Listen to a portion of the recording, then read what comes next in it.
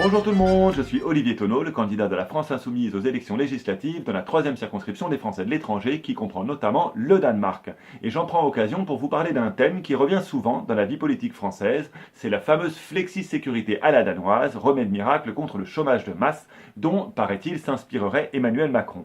Ce que je veux vous dire, c'est que c'est une supercherie de prétendre mettre en place la flexi-sécurité en diminuant la dépense publique et en réduisant le nombre de fonctionnaires. En réalité, la flexi-sécurité, c'est tout l'inverse. Comparons.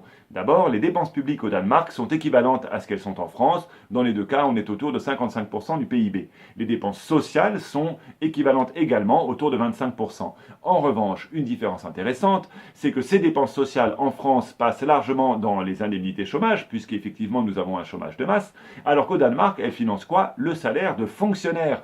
Et oui, parce qu'une différence notable, c'est qu'en France, il y a 80 fonctionnaires pour 1000 habitants, et au Danemark, il y en a 185. Et ça, c'est essentiel pour comprendre ce qu'est la flexi-sécurité. Parce que vous savez que les Danois jouissent de droits sociaux et d'un état-providence extrêmement développé, de la naissance à la mort, c'est-à-dire depuis la crèche jusqu'aux écoles primaires, jusqu'aux études secondaires, puisque tout étudiant danois reçoit une bourse de recherche, ensuite les congés parentaux, aussi bien maternaux que paternaux, la formation tout au long de la vie, les indemnités chômage qui durent pendant 4 ans et ne sont pas dégressives, et enfin même les maisons de retraite, enfin voilà, on a un système social extrêmement riche.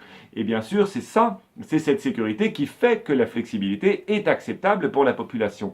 Et il faut bien remarquer que quand en France on nous parle de flexi-sécurité, c'est toujours pour nous parler flexibilité. Mais historiquement au Danemark, la sécurité est venue avant la flexibilité. C'est dans les années 50 à 70 que des syndicats très puissants ont pu imposer le modèle social que je viens de vous décrire, et c'est pour ça que la flexibilité a été acceptable. Dernier élément bien sûr, c'est que la flexi-sécurité, ça a un coût. Il faut payer les équipements, les services et les gens pour le faire. Et vous savez que le Danemark est le pays d'Europe dans lequel on paye le plus d'impôts. Alors maintenant, réfléchissons.